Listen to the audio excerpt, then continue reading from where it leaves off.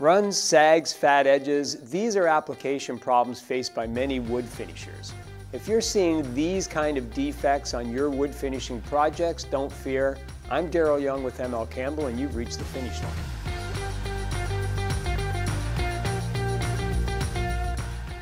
Welcome back to the finish line. On today's episode, we're going to be talking about runs, sags, and fat edges. And these are just what they sound like. On a vertical surface, runs and sags are kind of dripping or curtaining of the coating towards the floor. And on a horizontal surface, fat edge is where the coating is running out towards the edge but can't quite make it over the edge. And it accumulates at the edge, creating this little bump, or what we often refer to as a fat edge. Why do I care about that? Because all of those defects, runs, sags, fat edges, do need to be sanded out before we put on our next coat, or they will telegraph through the coating you're applying. So that can cost time and money, which is something we certainly want to avoid. One of the reasons you may experience runs, sags, and fat edges is excessive wet film build. You just sprayed on too much material. So what is the correct amount of paint to spray on the wood surface? How much should I apply? And generally we recommend putting on about 3 to 5 wet mils of coating per coat.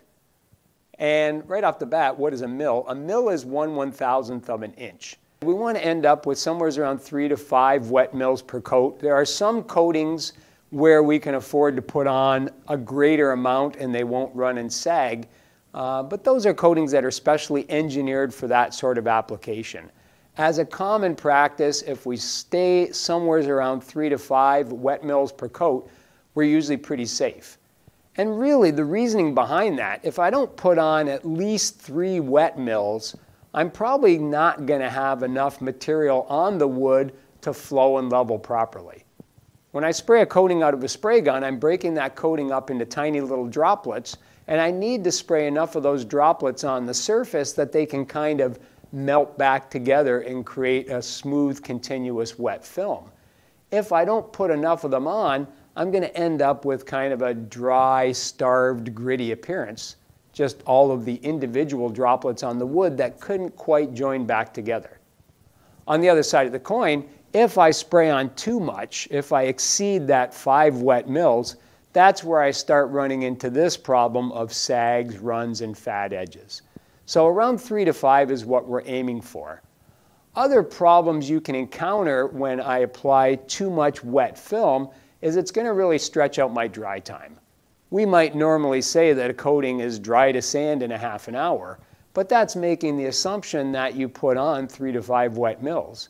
If you're spraying your coating on considerably thicker than that, it's going to take it a lot longer to dry, and that is going to slow down your process. Other problems you might encounter are adhesion issues. Spraying the coating on too thick is going to increase the time it stays wet, and that might result in a lot of airborne contaminants landing in the coating, causing film defects. You may also see a greater incidence of bubbles, and we're going to cover that in a different video. Also, if the coating is sprayed on too thick, it may actually wrinkle when you reapply the next coat. Again, that will be covered in a subsequent video. But number one cause of sags, runs, fat edges, I just sprayed too much stuff on. The next potential cause of runs, sags, and fat edges is low viscosity. And the material is probably too thin because possibly you added too much solvent to the coating in the process of getting it ready to spray. It's not uncommon to add solvent, lacquer thinner, reducer to our coating before spraying it to make it flow a little bit better, to make it easier for the spray gun to atomize. But if we add too much solvent to the coating, we can reduce it to the point where it has a greater tendency to run and sag. We have to kind of strike that balance between thin enough to flow and level and come out of the spray gun good, but not so thin that it wants to run and sag. So what is the correct viscosity for spraying a coating? Well, that's a really big question because it varies from one coating to the next.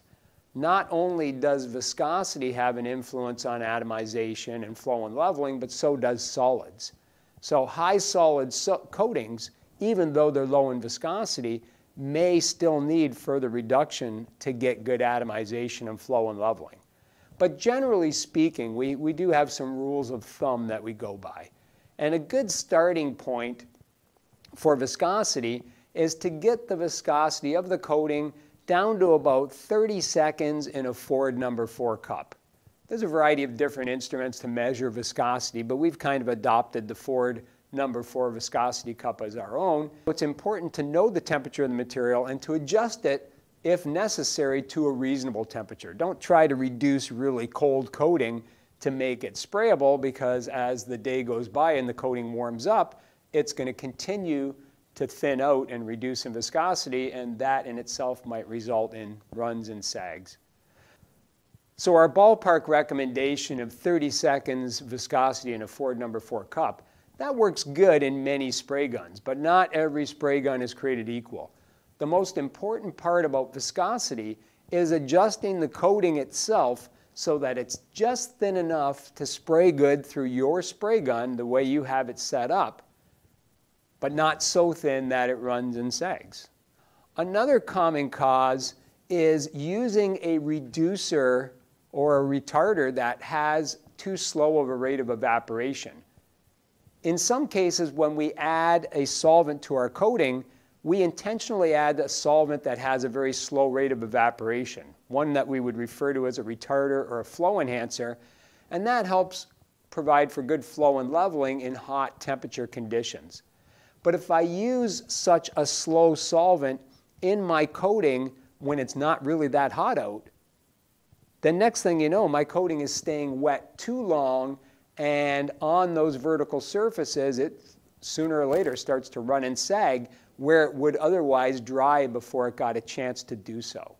So we need to be careful to use slow evaporating solvents only in conditions where they're warranted, in hot temperature conditions, or any condition where we find it necessary to extend the dry time of the coating. If we're spraying in really cool temperature conditions, the coating is going to stay wet too long. And on vertical surfaces, it's going to tend to run and sag. On horizontal surfaces, it again may flow out towards the edge, creating that fat edge we described. So in all cases, we want to be spraying in moderate temperature conditions. Spraying in excessively cool conditions can cause not only runs, sags, and fat edges, but it can also increase your dry to sand time and interrupt the curing process such that your coating may take a much longer time to completely cure, or if it's cold enough, it may not cure properly at all. So low temperature conditions is another consideration. Finally, wood prep is another consideration in avoiding runs, sags, and fat edges. It's important to follow the manufacturer's sanding recommendations and to make sure that any sharp edges are rounded so the coating can flow over the edge instead of accumulating at the edge, therefore causing a fat edge. So these are really the top 5 problems that might cause runs, sags, and fat edges: excessive film build, low viscosity, using a solvent that's too slow in evaporation, spraying in low temperature conditions, and improper wood prep. Hopefully, these tips will help you avoid this problem. Thanks for joining us today on this episode of The Finish Line. Please remember to like and subscribe to this podcast, and we hope to see you again next time.